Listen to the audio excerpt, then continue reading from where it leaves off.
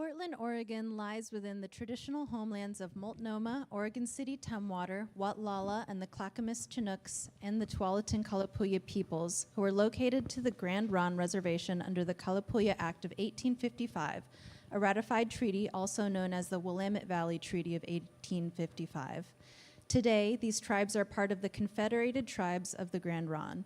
The Grand Ronde people continue to maintain a connection to their ancestral homelands and maintain their traditional cultural practices. Good evening, everybody, and thank you for attending this panel discussion for Warp Speed.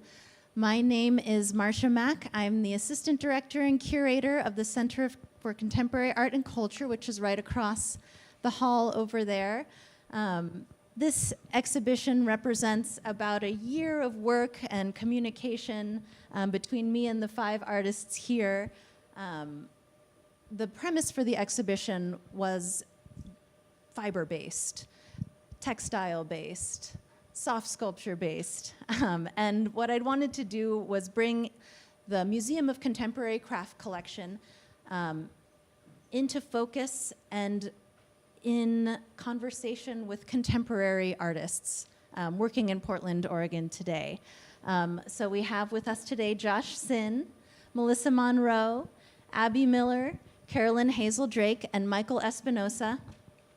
All of these artists I'd identified by just the excellence of their work, the scope of what they're doing, as artists, as folks in the community, and then also the kind of different materials and techniques that their practices represent.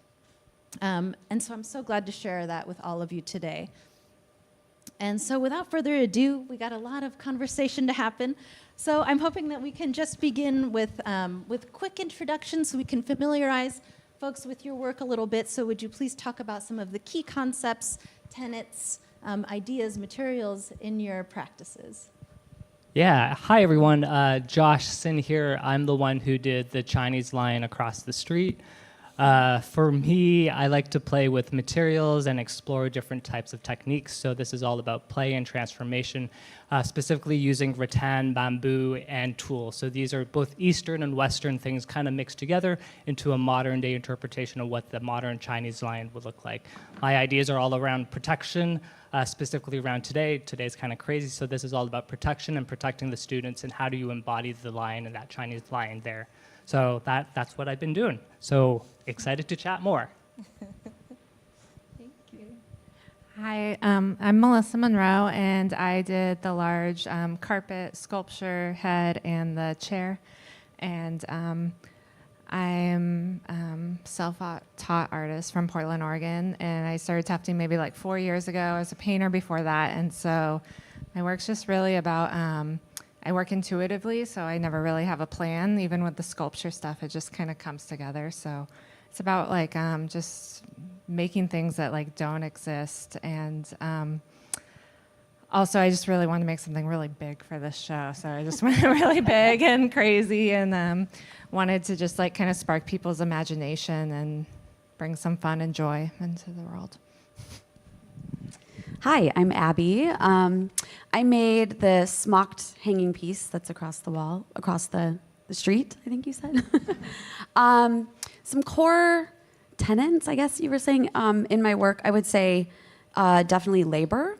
Not just that labor is present in the work, but the idea that the piece can labor itself so that it can hold suspension, paradox, that it can hold histories together in tension. I'm really interested in that. I think sight as a surface has been a real through line through all my bodies of work. I'm really wondering where material and construction meet to metabolize embedded histories.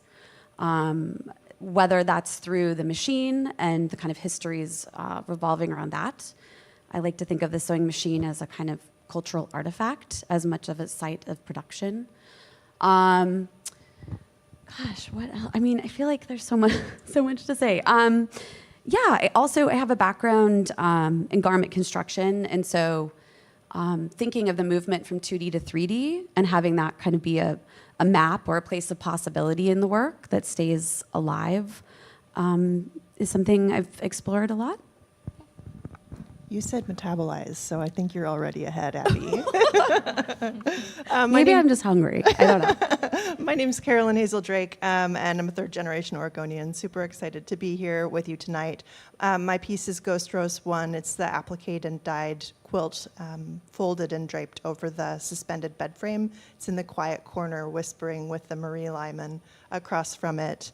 My work kind of exists, if I think of like a compass, at the intersections of folk and domestic craft, and then ready-made and found objects, and then the space connecting op art with devotional objects. So it's a little bit of a strange intersection in the town that lives in my brain. And I come from a long line of female craftswomen and makers, and so that is to me the tongue that I speak with, the labor that I'm able to do to show ideas through objects. And the ideas that I've been really interested in are around domesticity and sort of phenomenological understanding of the spirit and body in space and through time. Over to you, Michael. Hi, I'm Michael Espinoza. My pronouns are they, them. And I made the, yes, that.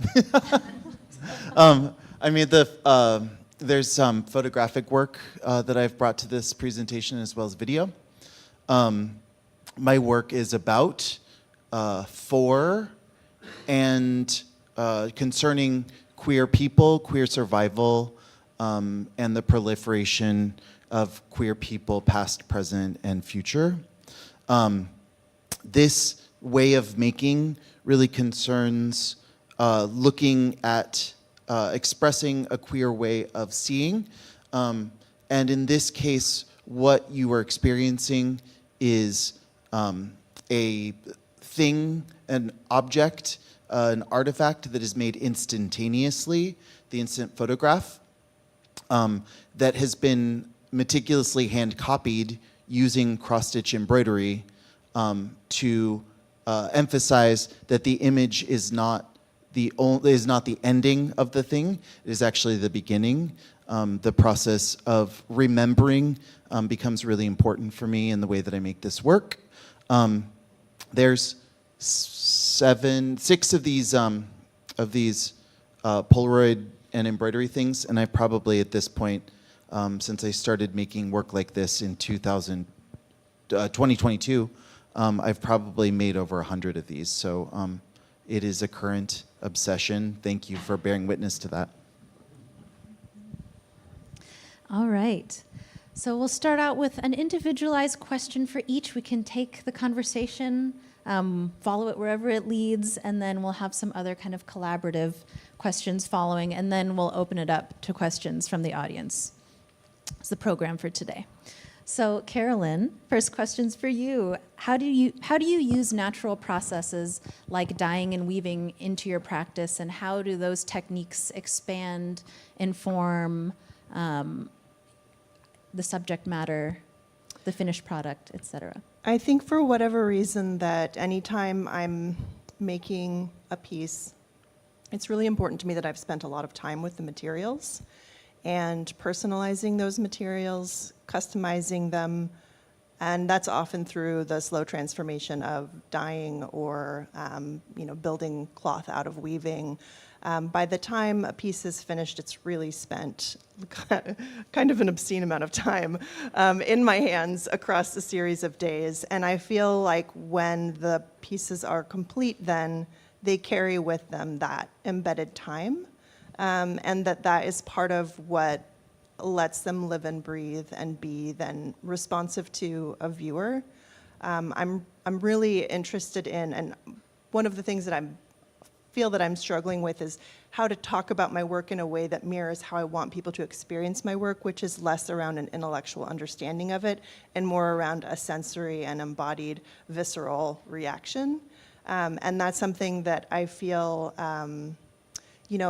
because I work with a quieter palette, that often my work can be missed, like just actually people will just walk by it. It's something that's always happened. But then the people that are drawn to it are really drawn to it, and they are somehow communing with it in this way. And I don't know exactly why that is, but I do think that it comes back to that sunk time and care. Also, a lot of the processes, like over-dyeing fabric with rust, with tea, mordanting it with soy milk, these are materials that are really ordinary and familiar, and then it's through the process of time passing that they transform the materials that I'm then working with into something quite special. And so I think that the sort of elevation, or the Ellen Dasaniaki talks about making special as like ultimately the impulse of what all art making is. And that to me is like how something like a piece of thread can become quite precious through that kind of transformation. Thank you. Michael, how does the history of needlepoint and embroidery contribute to the content of your work? I had to remind myself of some of the historical considerations that I am bringing into the work when I got the email about this specific question, because I think it's very interesting. And it is something that I probably would have spent more time on if I had an MFA and had a cohort to talk about with this kind of thing. So thank you. You were my cohort. We were just beginning to have this conversation that the history of needlecraft specifically is mapped onto changes of the idea of gender over time. And I find this really interesting. So I'm a non-binary person, but I'm also a not woman person, and so I am often a person who is not often seen in the space of hand embroidery. I'm not the image of the person that comes to mind when I say an embroiderer to most people, and I have to be very honest about why I do embroidery. It's because I learned to do embroidery from my grandmother and from my mother, and am borrowing from a matrilineal history that has brought this specific technique to my practice. Now, when I say that the history of gender is mapped onto the history of needlecraft, the way that we experience the genderedness of embroidery specifically now is not the way that people in all times have experienced the craft of experienced needlecraft or embroidery. And it's important to recognize that our modern concept of who embroiders is an invention mostly of the late 19th century. And it is really interesting to me to recognize that that because this is an invention, this is a way of existing through gender that is relatively new, especially in the course of human history, that embroidery indeed reminds us that gender is not a fixed location. Gender is not a specific and fixed set of power relations, and that indeed, as a feminist, my revolutionary aims can actually be intoned with the subversive use of stitching in my practice. Thank you. Abbie, how does your relationship with garment making and industry affect your interactions with fiber? Well, it's interesting because I don't always consider myself a fiber artist. I don't know how to weave. I don't knit. I kind of always section myself off into the side of garment construction or clothing construction. And so when I thought about this question, it became kind of interesting because when I think of fiber, I kind of think of the origin story of fiber and kind of how it starts in the land and the resources, both earthly and human, that go into getting it to be everything that covers the earth, our bodies, our homes. And more than that, I think a lot about the kind of technical engineering that's gone into that. Like, I get obsessed with watching videos on how thread is made, like sewing machine thread. There's so many really crazy technical, like very high-tech things involved in fiber that we just don't think about. And I think because coming from the garment side of things, you're often asking, what can your cloth do for you? Like, what is its utility? How can it work with your design? What's its hand feel? What's it gonna present? So you're kind of like, you're kind of in that engineer mode, like, what can you do for me? And so I think what it's done for me in terms of how I relate to fibers is, one, it's made me think a lot about the production of fiber. And then I think, some of these processes that I've been using, especially the smocking machine, which is so analog. It's this, it's 12 inches wide, so I can only do 12-inch segments at a time, and it's a constant process of undoing your labor and redoing your labor. So there's a real kind of quiet industriousness to that rhythm. Sort of like weaving, but I think even more like constructing and deconstructing a piece of clothing. And I think for me, it's like kind of going back and forth between the micro action and then the macro proliferation of thinking of this idea of where divergence can happen in craft. So visual language, your own visual language can come in with shared histories or shared traditions. So yeah, it takes me a lot of places, Marsha. Thank you. Melissa, how does tufting lend itself to your practice? And how does that differ for you from painting? So I started painting in 2013 and accidentally became a full-time artist. I had 3 kids, and someone stole a business from me, and so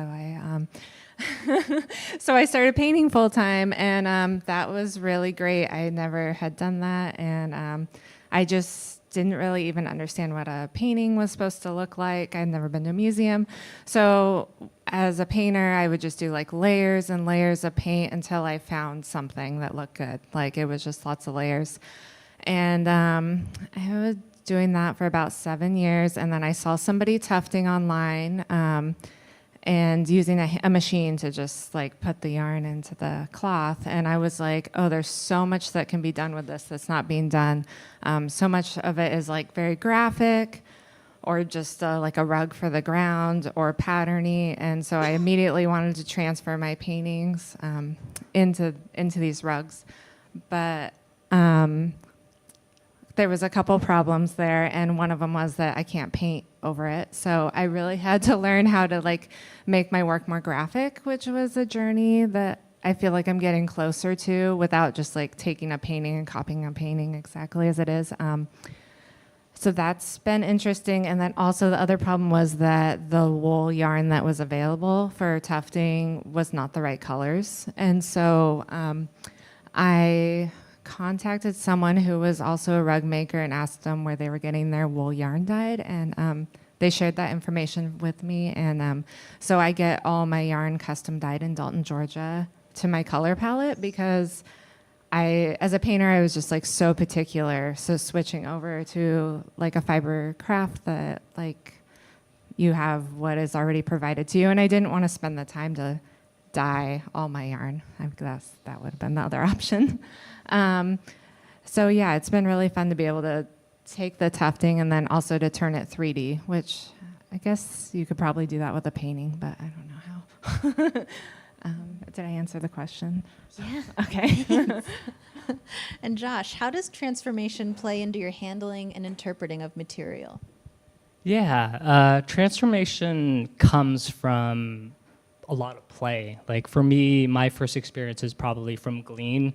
The Glean residency, working with trash and having access to the Northwest Transfer Station and turning that trash into art. And really, what for me is, how do you actually transform something into something new? Something that you have to really look closely at it, and you have to really go up close and be like, what is that material? It looks familiar, but it also looks really, really different.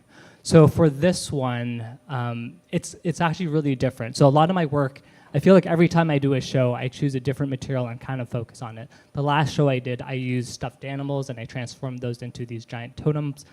For this one, I've been exploring tulle, rattan, and bamboo. These are all net new materials that I haven't used. And I wanted to challenge myself this time to actually figure out, like, how do I actually make all of this stuff? How do I actually turn tulle into something that's new, that looks really different from what you would see on your traditional wedding dress or veil? You see, tulle is actually a very European material, comes from southern France, from the city of Toul, which I had to learn, where this is where they actually made a lot of lace and different types of embroidery techniques there. But the tulle is interesting because it is baked into this feminine quality. You see it on tutus, you see it on wedding dress, and I really wanted to switch that message into what does it look like to make it a little bit more masculine. The Chinese line is a very masculine form, and I wanted to kind of transform that.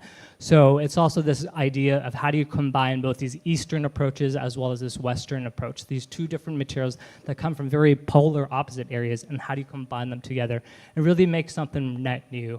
What I learned in designing this Chinese line headdress mask is a lot of the masters who are creating these things, they are doing it differently at different eras. So for example, when there's war, the lion looks a lot more ferocious. However, when times are more peaceful, you can see that the eyes are a little bit softer and more gleaming.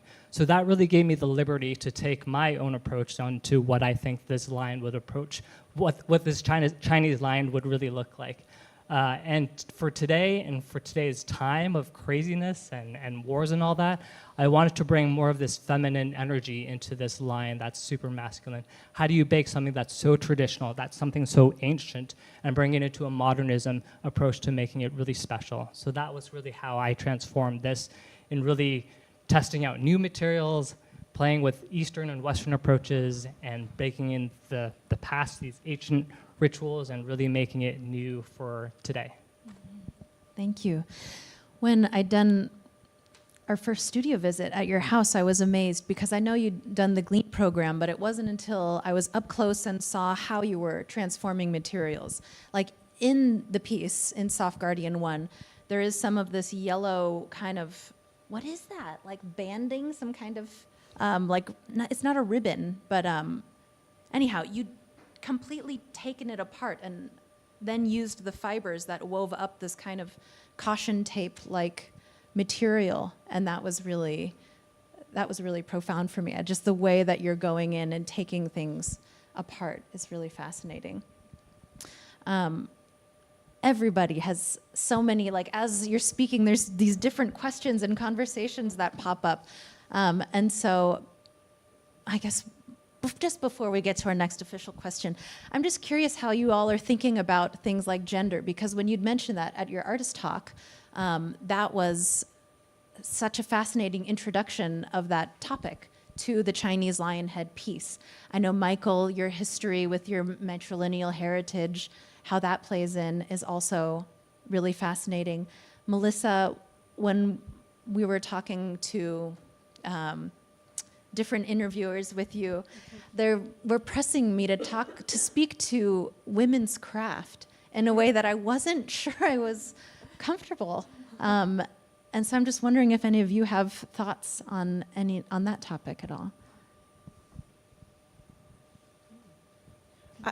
Something comes to mind, which is, for me, it is this matrilineal heritage coming from my mother, my grandmother, passing down to my daughter, and the idea of an intergenerational practice. And so I guess that as, I'm skipping a little bit ahead because I know you were going to ask Abbie and I about teaching and education, but in terms of gender and my practice, I feel like as a teacher, I think about making in community, and I think about the meaning of a heritage that in my case happens to be associated with gender, but also the spiritual heritage that I have that is associated with a specific religion, where then you do have this long and complex relationship with generations of people. And I see that as mappable into the relationships that I have with my students who then are studying to be art teachers, and the idea that they will have that relationship with their students. So I think it's pulling out the ways that gender can create, I don't want to say like affinity group exactly, but it has at times created these opportunities for intergenerational learning that can be leveraged to create meaningful community-based art making across generations and into, regardless of gender, younger generations of students who really have a desire to be in community and to also make in a meaningful way. I think the fact that that question is still being asked means that fiber as a contemporary practice is still gaining recognition as a whole, like in a holistic way.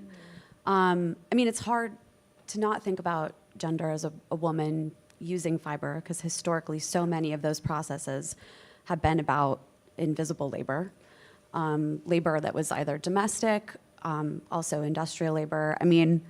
Having been, working on a sewing machine for so long, of course I think about how interesting it is that in the Industrial Revolution, half of the places where women came together to protest were in the sweatshops.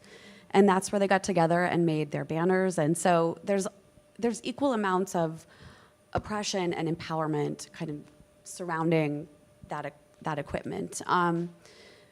I'm much like you and like a lot of other people here, I've primarily learned my craft through my mother, my grandmother. I'm the first person to be able to use it outside of the bounds of like domestic resource or having to gain, whether it's mending clothes for the family or doing it as a job. And so I think about that. I think a lot about what it is to carry that kind of desire and creativity that they had, but also the restrictions they had around that. The sewing machine used to be this, it was like buying a fridge. They were metal, they were heavy, they were expensive. We're in a place now where they're a lot more accessible. Nobody knows how to use them, which is the other problem. But, fabric used to be so incredibly expensive, and that's circling back around too. But I don't know, I think a lot about, yes, gender, but more, I think, resources and how I've been able to get where I am based off of the women who came before me to do this. And also, I think about, the off-the-loom weavers in the 1960s who were, like Sheila Hicks and Magdalena Abachnowitz, who were really confronting that head on and saying, fiber work can be big, it can be messy, it can be in your face, it can be super emotional. And look, we're gonna take over this whole space. We're gonna take up space. And it's amazing to me that that was 50, 60 years ago, and that's still a relevant topic. It's still, so, that's I think it's really interesting to be in conversation with the Contemporary Craft Collection because a lot of the work in the collection is unnamed artists. And I think that if we read between the lines about why that is, a lot of those those unnamed hands are women's hands. And at some point, there was a transition of power where those became important items for a reason. Museums they deal with power in lots of different ways. I don't want to get into that conversation right now. But I think it's very interesting to be in conversation with a contemporary craft collection for that specific reason. Although we don't, are there any unnamed artists in the contemporary craft collection that's up here? No. No, okay. Not this time. Not the same. Well, thanks for bringing us back. So for this show, I'd first found the 5 artists that I'd wanted to work with, and then also wanting to feature the Museum of Contemporary Craft collection. And so what I'd done was ask each of them to make a new piece in conversation, in contrast, in response to a work from the collection. And so I was hoping that each of you could discuss why you picked the piece that you did, how your work interacts with it or doesn't, and just any thoughts that come up from that. Anybody's ball. Well, I got to pick last. Like, because you sent us the list, and then I think, like, I was, like, away from my computer for an hour, and everybody was like, mine. But I really like the piece that I have. I have the sampler. It's a Elizabeth little, Knight's witch sampler. Witch sampler, yes. And it's just a small little embroidery piece, and I mean, it was the only, I love faces, obviously, so I was like, oh, there's a face on it. So I know what the expression, like faces for me give expression to the work, and also I loved as like my grandma's being and my mom's being like doing the cross stitch and doing the embroidery and bringing it back to the woman's craft. I kept getting asked that question because I said, like, so much of the happiness of showing the work for me is like that my grandma and my mom, they did so much work that was very artful, and it was never shown or appreciated in that way. So it like you were saying, Abbie, like it feels just like a great honor and like a privilege. Like, I mean, not a privilege, but compared to what they experienced. So I liked having that piece next to mine because it, brought that all together for me. That's so sweet. Yeah, you'd mentioned, of course, I'm going to pick one with a face figure. The piece that I chose was by Toichi Motono, which is the black and blue and the white batik one on the wall next to the Chinese lion. And it was really interesting. Michael, you kind of mentioned this. These are all kind of unknown artists or like kind of invisible artists. And there's not that much information that you can find on these artists. And what I did find from this artist was actually, he was also an industrial designer. I found that out today. And then he turned into an artist, very much what I've become. And what drew me to it in the beginning was how bold it was, and how provocative, and the shapes of the triangles. My original idea before the Chinese lion was actually to create a soft satellite out of bamboo covered in tulle.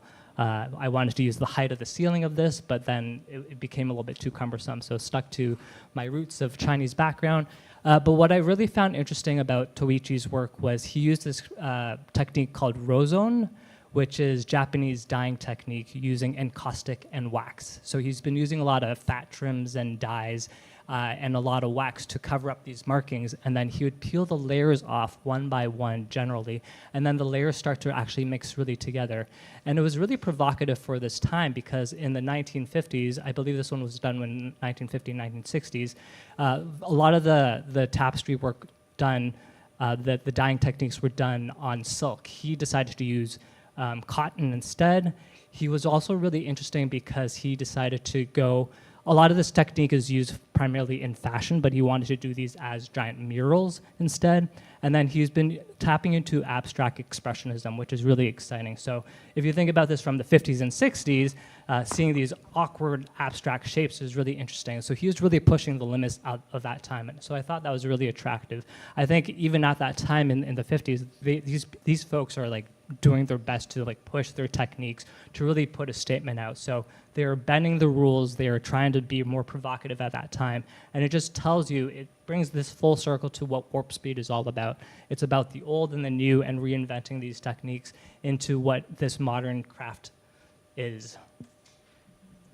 Yeah, I'll mirror that too, because the weaving that I chose, I believe it was made in 1967, I think. Late 60s. Yes. Which I too saw this kind of push of thinking how a weaver relates to the loom, and that was, kind of a central focus at that moment. And I thought, oh, how interesting.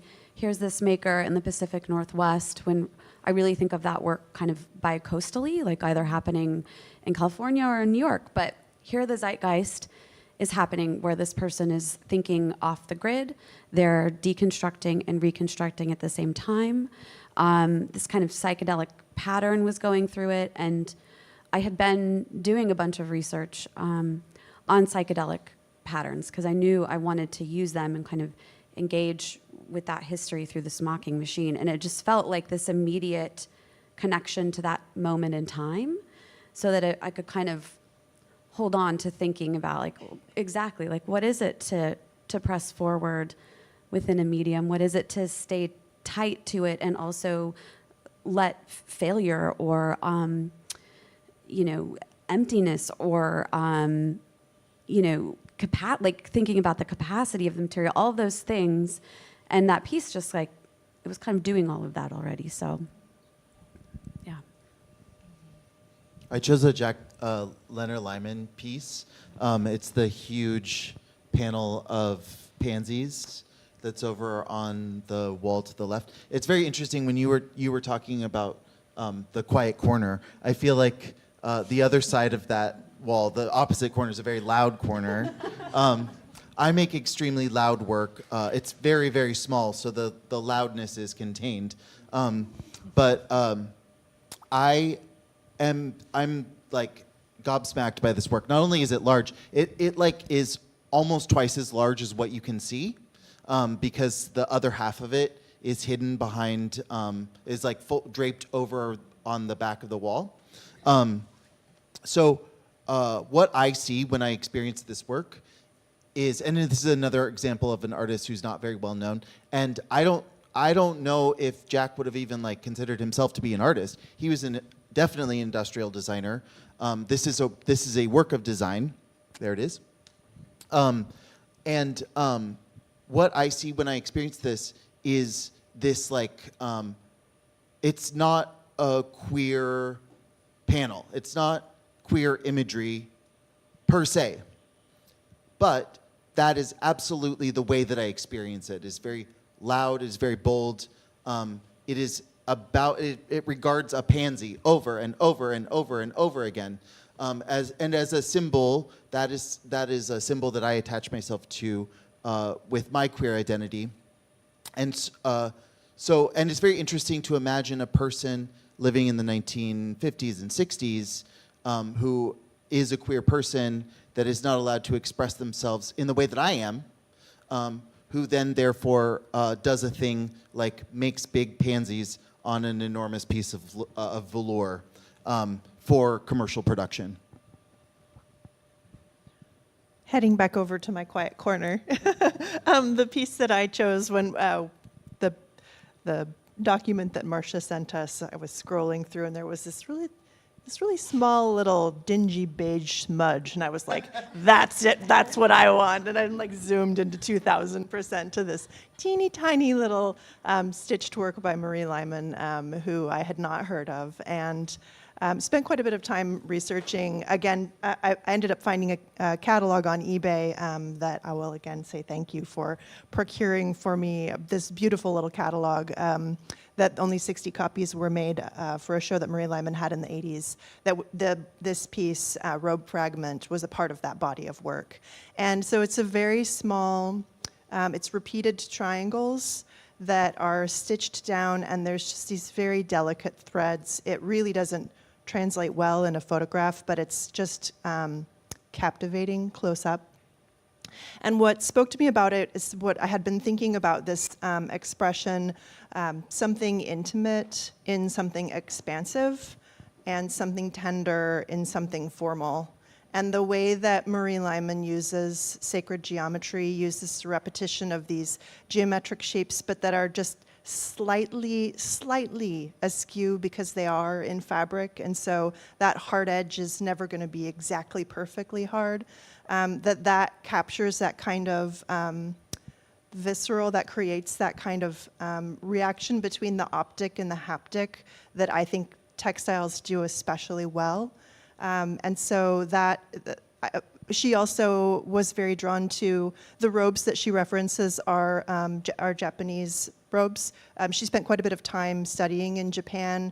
I can't remember, she got a grant. I think she was there for a year. And she was particularly interested in these robes, these temple robes that were used, that had been carefully stitched out of kind of discarded or repurposed textiles. So that same idea of something found and made precious through labor, and then used in kind of a sacred or ritual for that purpose. So for all of those reasons, I just was like, I'm so sorry that Marie Lyman, our time was not the same and we did not get to become friends.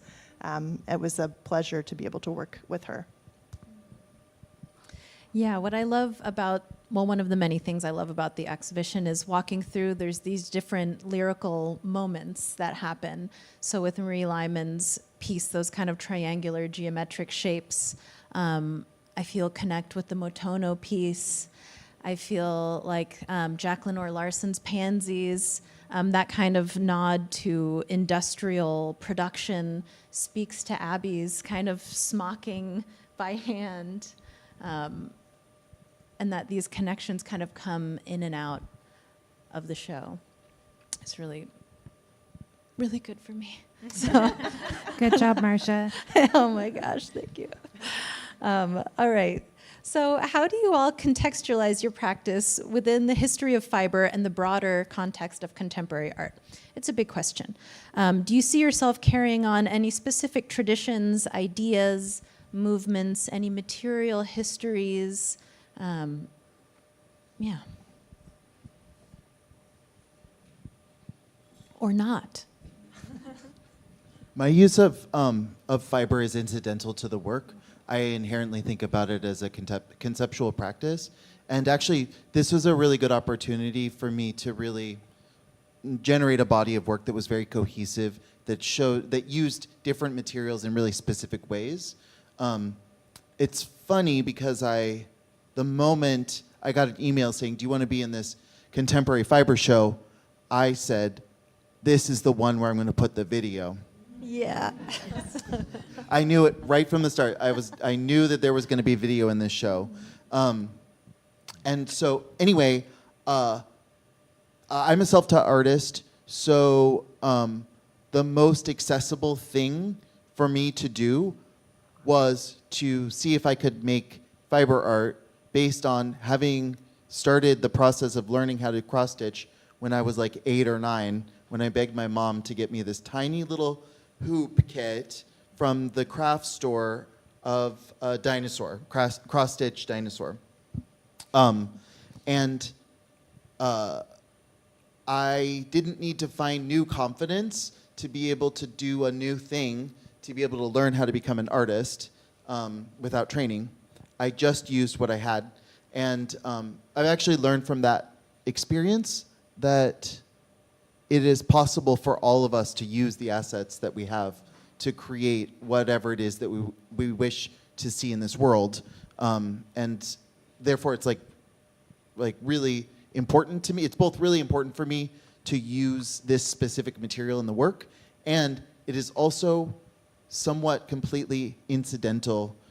It is just happenstance that I happen to land on using fiber. But I will say that it has connected me to people on the basis of our shared interest in a set of techniques under the enormous umbrella of textile art. It's connected me with people that I probably wouldn't normally seek out conversations with, specifically people's grandmothers. I love talking to people who are like, oh, I've done cross-stitch embroidery too. Will you show me what you do? And I show it to them, and they're like, oh, this is great. I like this. This is how I would do it. Instead of it being like, oh, okay, that's weird. I'm going to go over here now. That doesn't happen very often because people who are excited about fiber art are excited about fiber art and want to see what we can create. And that's really exciting. I hope that answers your question. I love that. I think about, so in Phoenix, where I split my time, there's this place called SAS Fabrics. Then there's Small SAS and Super SAS. And it's a fascinating place because a lot of the materials there are like extra stock or damaged freight. And the store's been there since the late 60s. And so there are cardboard boxes of buttons that are like 8 cents each, but you have to buy 100 to get that. You know what I mean? So it's a place that's very not fancy at all, and mostly people go there to get fabric for making Halloween costumes or for quinceañera dresses, and I shop there a lot now. And there's just I'm like, well, I'm going to need 30 feet of this, and they're just like, great. No questions asked. Whatever. What are you doing with this? And so I think there is something about like fiber people that's just like, well, what are you going to do with it? And it really doesn't matter. They're super excited about it, and I love that inclusiveness, that the space, like everything is there to be turned into something else through some sort of joining technique, and that just as a kind of cultural metaphor is pretty profound. Yeah. I feel like I was really drawn to fiber and like very excited about it because there's so much problem solving. And I feel like besides my grandma's being really great at like making quilts and things like that, they were also really great problem solvers. And so one of my favorite things about making these sculptures is just like making problems for myself and then solving them, which can happen in paintings, but it's like not as physical. Or like I don't have to move my body as much to like figure out like why these two things aren't going together because of the pattern. And so I don't even remember what your question was, but that all made me think of that. Like it's not the material, it is the material, and it also isn't the material. Yeah. I mean, just riffing off of that, I feel like I totally relate to the idea that like the problem is the work. The work becomes the problem. I mean, I wish I would have picked a machine that was less like bespoke and weird, this smocking machine, because I do not feel a sense of inclusivity and like community with my machine. I feel like I'm on an island. It's produced in the reed pleater in South Africa by this guy, I can't remember his first name, Mr. Reed, whose wife was doing it all by hand. And he was like, well, he was looking at those old crank washing machines and the rollers. He was like, I think I can develop something better here. And he did. But I am not totally interested in traditional smocking. I am historically. I think it's quite fascinating how it came about. We sort of think of it as this kind of couture embellishment, or even like a small girl's child's dress, like a smock top. But really, its roots are in English agricultural wear. And so I initially got really interested in this idea because I was going way, way back to this idea of like pre-techno textile. Like, what did we do before textiles had any stretch? Like, what did artisans do and laborers do? And I'm like, oh, a smock top, which of course I relate to because, as an artist, you're like, I've got to get my smock top on to work. I wish I did that. But so the idea of smocking was that, it's around the cuff, the neck, like very specific spots to just keep your fabric out of your workspace, right? So your arm doesn't get dredged into a fire. And then eventually that moved into this agricultural wear with the kind of deep embellishment that was on it. And the embellishment was usually the wife or the woman of the household who is taking her own artistry or the family emblem. And so men were wearing these garments. And so I got really interested in this idea of the labor exchange between the labor that went into the garment, sort of produced a working garment that then was worn by somebody who did an equal amount of labor to keep the family sustained. So it was like this circular loop of labor, which is very lost in clothing and I think most things today. So I just started to become obsessed by this idea of what would it be like to experience something on a huge, big physical scale that we normally only experience on small parts of the body? And then from there, it was like this idea of problem solving, because this thing has 32 needles, and if they're not all threaded correctly, or if the tension is not right across the fabric, they break. And so for me, it became, once I learned how to do it really well, that was way less interesting than the problem solving and the problems and the failure and the capacity of the surface to decode or hold those moments of contraction and then eruption. But yeah, I really long for. If anybody here knows anyone that's into smocking or smocking machines, connect us, because I have to order the needles in. Like, nobody services the machines. I have to I had to learn all that. It was So. all done on that one machine in there, right? That we Yes. have on display. Okay. Do they make them any bigger? No. Okay. I know. I also want to work with an engineer, but I'm like, I don't even know. Yeah, I know. It's wild. I think it's really fascinating to be an artist in today's world. We just have so much access to our ancestors and what's been passed down, but also YouTube has been an amazing resource. So even for me, when I've been designing this Chinese lion, I've never built an armature this large, and I had to refer to this person on YouTube, and literally as they were making it, I was also following them at every step and making it. I could have probably gone to China and found like a master in doing this, but now we have access to that. And I think that's really fascinating for me as an artist today. And I think all of us, probably a lot of us who are experimenting and creating our own techniques, I think that's kind of the fun and the beauty of what we can do. Once I got the armature into a pretty good spot, I started to create my own techniques and was like, okay, I want to try this, or I want to innovate in this way. And I think that's really exciting to be an artist right now, is like we have so much to base off of from our ancestors and what we can get educated online, but also we can make it our own. And I think that's really the beauty of it, is like put your own stamp on it. What would you do differently, and how would you make it special to make it your own technique? And I think that's the beauty of what artists can do today, and I think all of us are really doing that through all our techniques and how we specialize it, because we're in it day in and day out, and we're trying new things, we're trying innovative things, and we're just trying to be better and find the things that we're attracted to.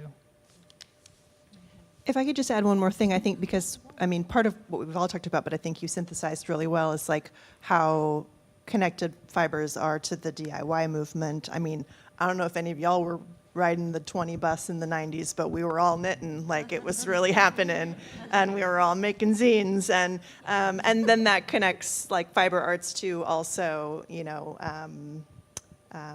subversive culture and to political protest, and so there's this I think this really interesting like community that's both very traditional, but also really not traditional, depending on how they're situated in different environments. And I think that that's something that, in terms of like feeling connected to a textile tradition, I actually feel now more than ever is really radical, is the combination of like all of the places that we can learn from, but also ultimately these are analog material objects that we are creating through extensive time in the analog world with real materials. And to me, that feels like a very political and radical thing to do with my time, knowing that it is like a really very analog and slow way of accomplishing anything. So it feels like a form of resistance more now, even through the practice, not so much the content as the practice itself. Absolutely. With all of your work, time is such a big ingredient in it. And yeah, just the handling of real analog materials and then the kind of communities that can come from that, it does feel like a kind of resistance. And so I'm so glad that you said that. Well, our final couple questions here are collaborative questions. So, Michael, Melissa, and Josh, how has creative community culture or subculture affected your practices? I mean, I feel very lucky to have like grown up here and be in Portland because so I worked at Michael's Arts and Crafts from the age of 16 to 26. And I did not make art when I when I worked there, and I never wanted to touch the yarn at all, which is so funny. But I started working at a coffee shop that was like on 28th and Holgate, and just really experienced Portland and the community and the artists community, and that's what made me start creating art at all. Whereas if I lived, I don't know, somewhere else, I might have never found my artist self. So, and I think the artist community here is so great. We have so much, and that, I don't know, that's exciting. I don't know. I think it's really these folks that that makes it sing for me. The conversations are easy. Like, we all really understand each other and the craft and the process, how much it takes to make one piece, 4 hours of stitching by hand or 23 hours of smocking. Like, literally, we all sit there and use our hands, and like, what kind of crazy people do this? And literally all 5 of us do this, and we can all relate to that. And we understand the process, we understand the labor, the love behind it, the ancestry that comes behind it. And I think that is the community. It's what these soft goods can do for us that I think is really beautiful. And that's why we have this show. That's why we're in warp speed. The thesis of my work is that queer intimacy is for survival, is a strategy for survival. And I said at the beginning that I make work for queer people, but I am deeply touched by the people that are not queer people who find themselves resonating with, understanding, loving, supporting, showing care for the work. And that shows to me that authentic communication about who I am and where I'm at and what I'm about is a very, very important ingredient to having authentic connection within communities.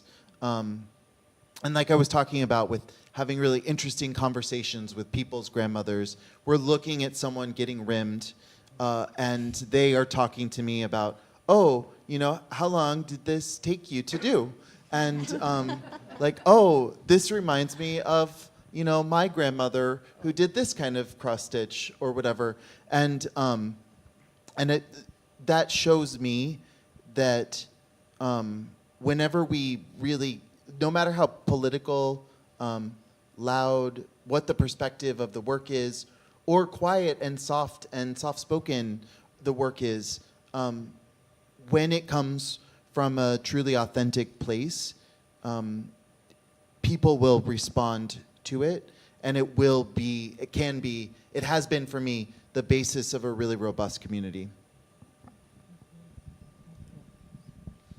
And Carolyn and Abbie, how, if at all, have your backgrounds in education affected your approach and selection of materials? Are you talking about how we were educated or working within the educational system as educators? I think as educators. Okay. Or I think there's something unique in both of your backgrounds, and that you both have taught higher ed. Abbie, you used to teach here, and I'm curious if teaching and engaging with materials and in kind of academia, how that's driven you towards or away from your kind of choice of materials and those histories and conversations. I mean, I think teaching is such a incredible relational act, and working with students and mentoring. I don't even like to say students because I feel like it's just other makers who are in a phase of their production. I mean, I think what always became so excitingly invigorating is that, there's all these conversations about what is the context and the ecosystem around our work, and how do we frame it in such a way so our own identity, our own story is kind of broadened or expanded. And I just love that that's like an ongoing, that's just something we are all always working with all the time.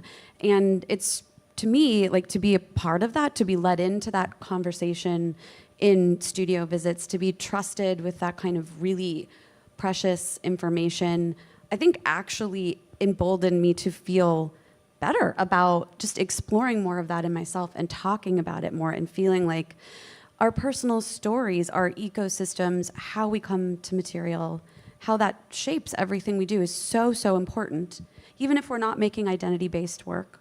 But it's really important to share with each other, to share, I mean, it's like a real incredible place of human connection. And I do miss that. Not, you just don't get to do that when you're an artist working on your own all the time. So, yeah. I mean, Abbie and I met because of education. We met because we were on a thesis committee together. I was a mentor for a student when you were faculty here. And so I love the way that the structure of education brings together different groups of people and allows for different kinds of communities to be built.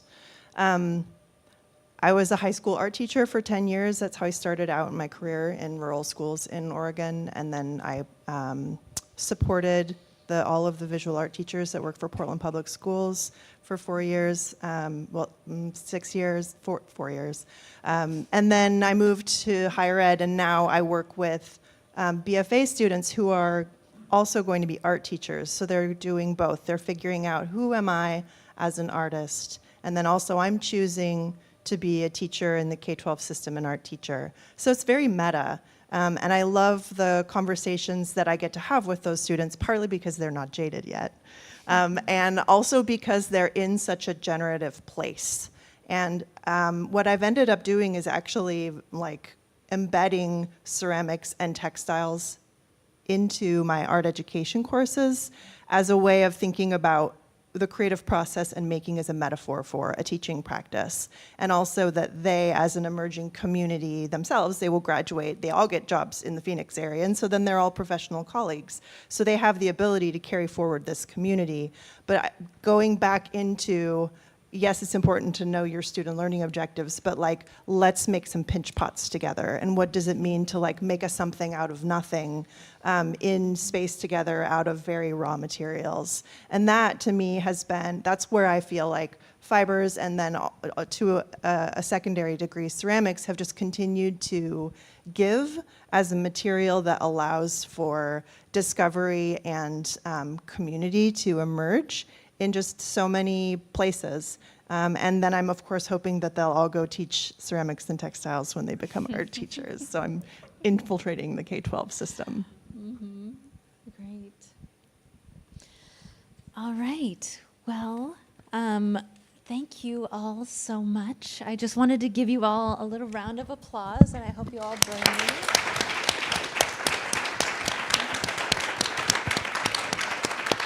Can we give Marsha a really big round of applause? Yeah, good job, Marsha.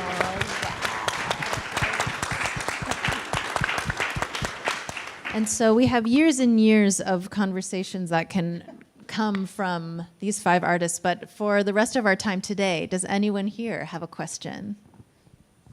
Are you allowed to have your inspiration piece with you in your studio? So, no. But Carolyn had a catalog. I did. I tracked down this catalog, and it was pretty great because it was like the photographs in it were like real photographs that had been. So it really was this tactile object, and she had signed it to someone specifically, so her handwriting was there. So it did feel like a real intimate connection with her that I was lucky enough to. That was not like going to cause any problems around protecting the artwork.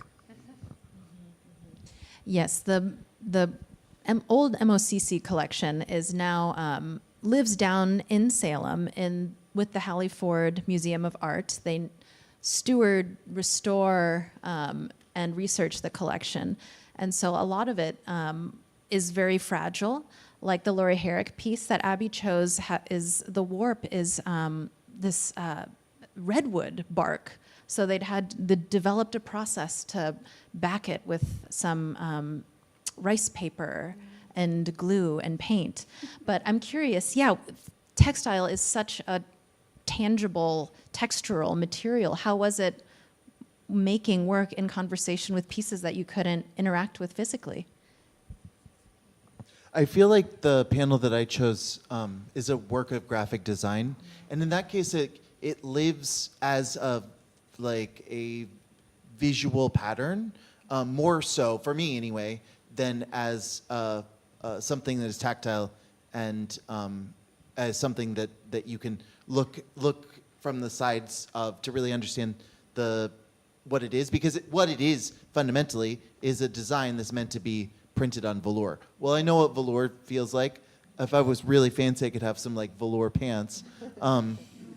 And I can get a really good, like, I love online resources for specifically objects of design, because then you can like get really, really, really close, like even closer than you would even be able to get by standing in a gallery and looking at it.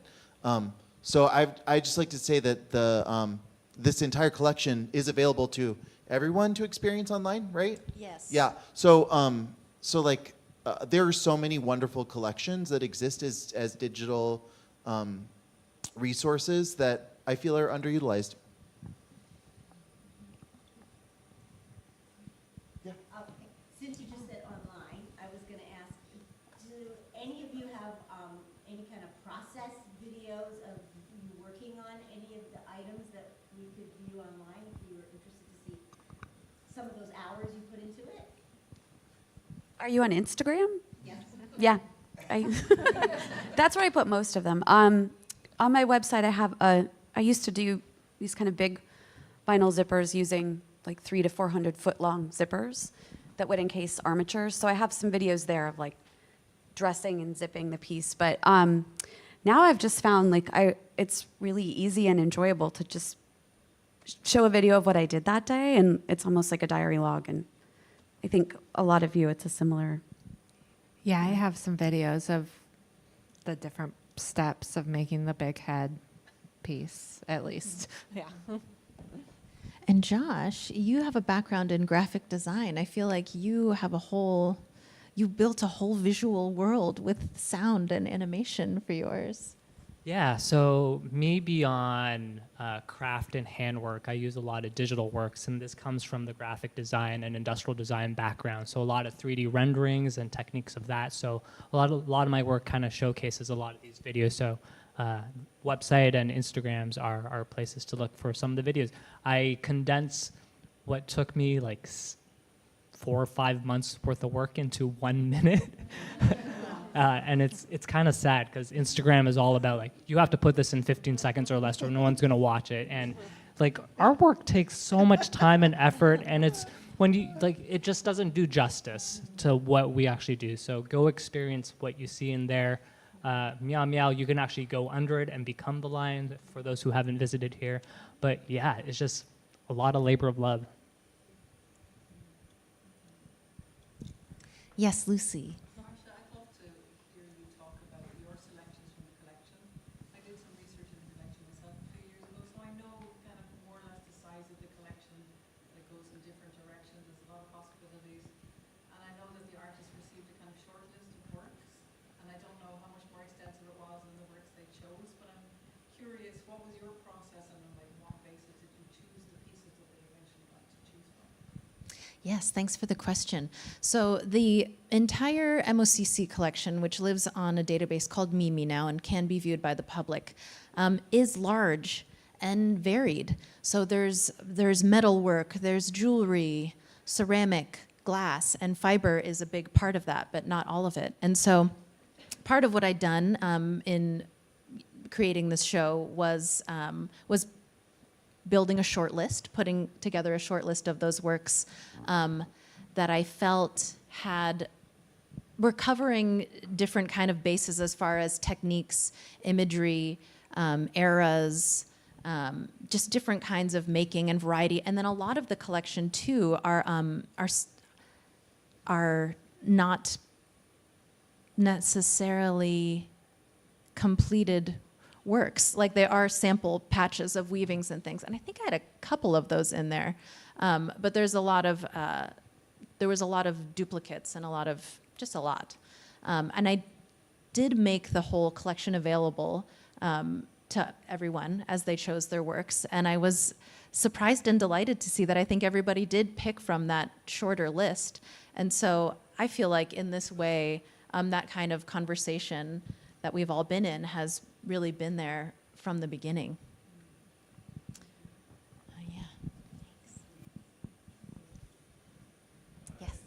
Just with like time being a big part about what all you guys are doing, and that there's some parts that are maybe repetitive or just take a lot, where that could be, I think, meditative and something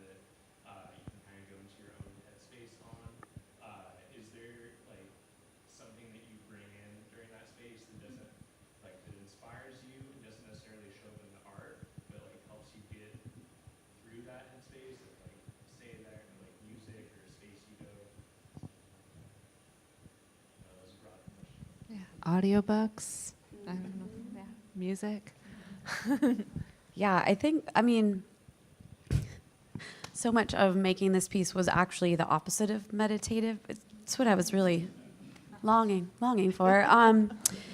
But it was needles breaking. It was tension points. So much of making big pieces like that with a smocking machine are undoing the work and redoing it. And it's a real physicality that isn't just my body working with the machine, but it's the, 40 yards of fabric that fills the whole space. And so that work actually, it oddly keeps me like really, really present, but sustaining it, like it is like a workout, and it's like audiobooks, a lot of house music, a lot like just like energy that's like, because at a certain point, your idea gets enveloped and you're really in just the labor mode where you're in full production, and to keep that going, to sustain that is, and still be present with the work and still ask questions and still challenge it as you're going. That's the hard part for me. I love that you use the word meditative. I feel like putting my hands on materials is actually at the foundation of my spiritual practice. Like I feel like, first of all, like if I didn't put my hands on materials regularly, I would go absolutely insane. It would not be good for my mental health. You would all be very antagonized by my presence if you're not already. And it does not go well when I don't have my hands on materials. And as a matter of fact, no matter what's going on in the background, like an audiobook or a podcast, or I'm trying to watch a show or something but not looking at it, no matter what's going on in the background, I only have so much attention to that. I only have so much attention for what I'm doing with my hands. And then there is a space of attention that is left over, this little gap that happens in between doing both of those things, where I'm fully present, where I am experiencing the moment right now, to the point where I could look at the surface of an embroidery that I was working on and tell you the basic content of what I was listening to or what I was like watching, and I can experience it viscerally on the surface of the embroidery, and that is an interesting surprise. And just another thing about that, integral to the way that I make the work, what I am doing is I am copying something that happened really quickly, and that gives me a lot of time to reflect on what it is about that I'm interested in, why I'm spending so much time attending to it, why that moment or whatever it is that I'm depicting is so important. And so having that time also gives me a lot of clarity of purpose as to what it is that I'm producing, why I'm producing it, my relationship to it, and why it's important to express. Just a couple things. I love Philip Glass, and I feel like Metamorphoses in particular kind of captures this way of so much of chunks of work are about repeating a process that you're using tools for, and I feel like there's this arc that happens where as you start, you're kind of a little bit slow and clunky and figuring out where should I be having my body exactly and how do I want to hold this tool, and then you get kind of into a rhythm, and that is the best part. And then after a while things degrade because your body is hurting or you're hungry or you're cold or whatever, and that kind of coming in and out of a state of harmony and disharmony, I feel like that's a lot of the experience. And then I was thinking about how I love to listen to audiobooks, but they have to be audiobooks that I've already read first, and I think that's because it's hard to hear it for the first time, but it also just, now I'm laughing because that's extra labor again on top of it, which is just so annoying. Yeah, I like to rewatch shows or re-listen to the same thing over, and it's just so it's something to keep me in place so I don't run away. But also tufting is very loud, so I have headphones on always when I'm doing the actual tufting part, because the machine that does the really long tufting is like uses an air compressor, and it's so yeah. I always at least have something on to block that out because it's not a meditative sound. K-pop Demon Hunter got me through the last quarter. One thing about the tool on that, so for every 2 meter of sewing, it shrinks down to 6 inches. So you can think about how much tool that actually took. That was cutting and then sewing and stitching all that together. So that was when K-pop Demon Hunter came into my life, and I was like, I need energy to get me through this last bit. But yeah. Abbie, do you know how much fabric was involved in your piece? Like the yardage? 40 yards. 40 yards. Do you know what it weighs? Oddly, not as much as you'd think. It probably weighs maybe 30 pounds.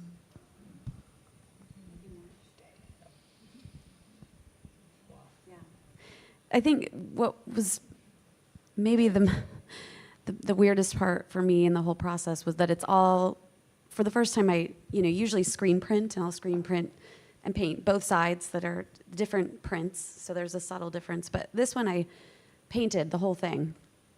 I didn't do any screen printing.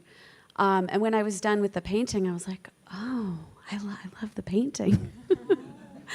And that was actually I think, a good position to be in, because then it was like, well, now comes the next part. Like, let's decode it and let's see what else happens. But there is something that goes through my mind where it's like, I mean, the painting's not enough. Like, you invest and you invest and when you're basically creating a repeated pattern on 40 yards of fabric, it's like painting a mural. And so I actually think that was maybe the biggest part of the conceptual process for me, was thinking of myself as a painter and then going back in and literally having no idea how the machine would decode it into a new aesthetic, and letting that be okay, like removing myself from that first part of labor, so to kind of switch positions. So I am still kind of wrapping my head around what that is. Like, it's not hidden labor, it's compressed labor, but it's, I don't know. I kind of enjoyed it. Layers. Other questions from the audience?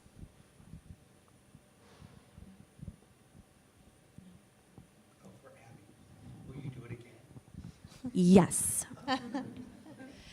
This is not your first piece like this. No, it's not. It's the second piece I've done. The first piece, I did a 10-month residency at GMA Architects, which is in the Hazelwood building.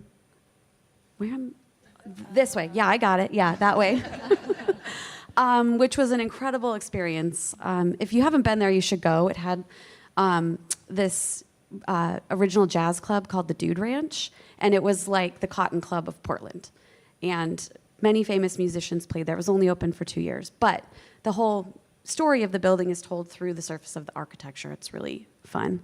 But that is where I actually had the time and space to get into this process in a sculptural way. And I tend to work in big bodies of work. Like before this, I was doing these kind of big vinyl sculptures. I did that for 12 years.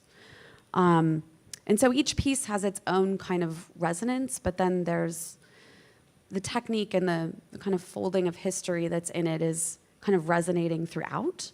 So I'm still learning so much about what this work can do, how three-dimensional it can become, how much it can fall into the language of garment. Like, I'm kind of interested in abstraction that's falling into something rather than falling out of something.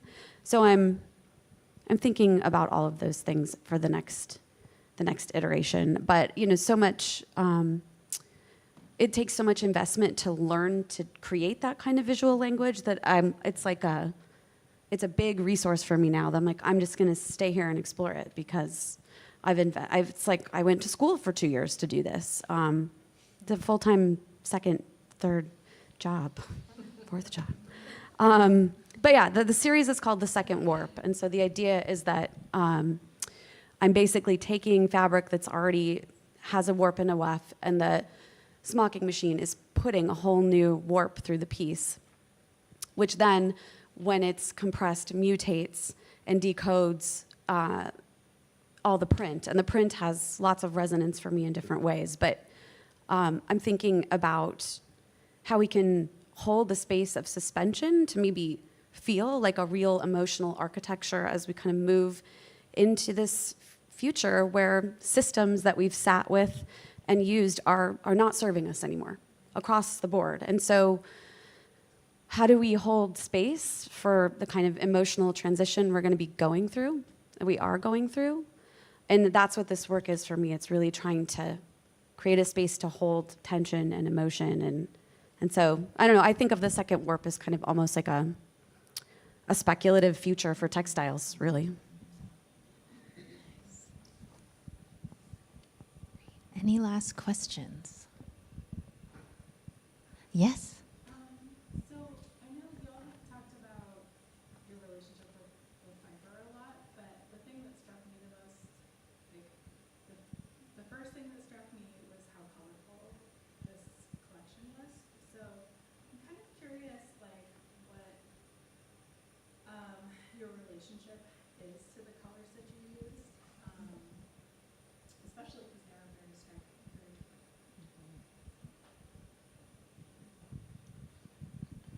I'm like, I don't know. I just like colors.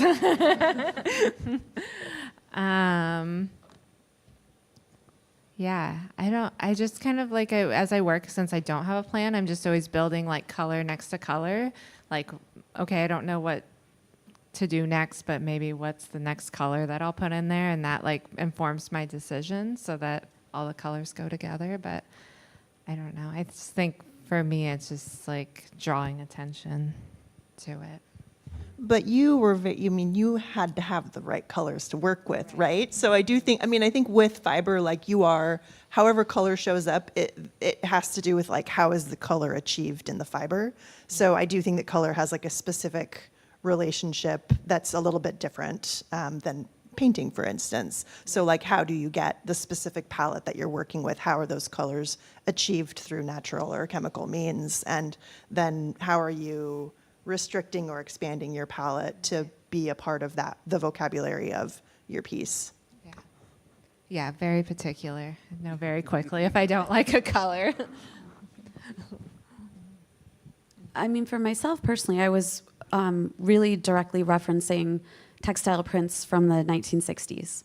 And I wanted to look at that moment of counterculture and how bodies were mobilized through color as an act of resistance, to kind of ground myself in what's happening now. Honestly, to think about that residue and the energy and kind of vibrancy, and not so much as a form of nostalgia, but really as like a through line, like psh, bring some of that energy to me. And I've never used that much color, and so I have to give so much due to the textile artists I was looking at, Henry Alexander Fabrics, and I definitely made the pattern my own as I went along. It's not a direct copy, but certainly the colorways are. I don't feel like I made that decision. I was really appropriating that from that point of time.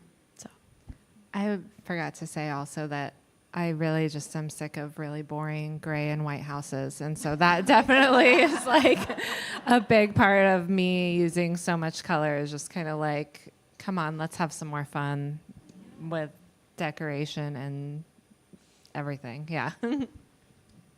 Color was actually really tough for me. So in my work, I usually work with trash, and it's basically what color palettes is available. And that actually is a lot more freeing for me. So when I did this one, I went to Joann's and literally took all the tulle, and I had the entire rainbow at home. And I actually had to like choose the colors that I wanted to do. And that was really difficult because I had like choices. I was like, I could have gone hot pink, I could have done this.